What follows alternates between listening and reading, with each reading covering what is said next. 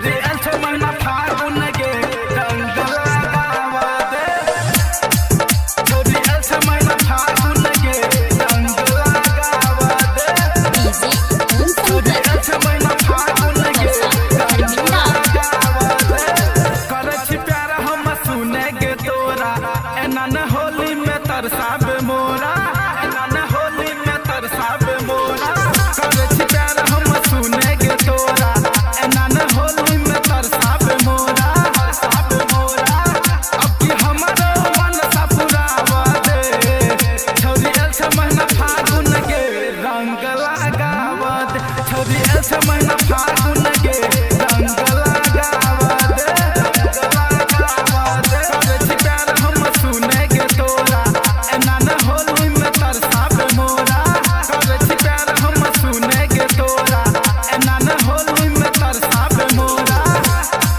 छोरी ऐसे महीना फागुन के रंग लगावा दे।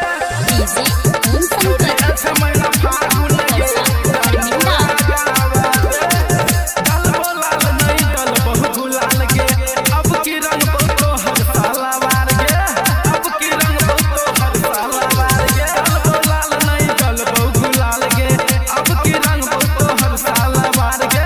साला बिचकारी बाल्टी में एक बेटवा बह दे। छोरी ऐसे महीना फागुन के रंग लगावा दे।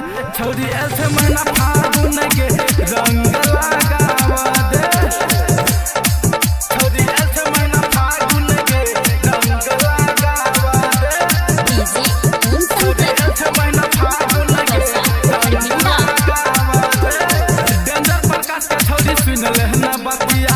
विमल बेदर्दी रंग लगैतो आधी रतिया। विमल बेदर्दी रंग लगैतो आधी रतिया। कुंदन बिहारी के तू मान लेना बतिया।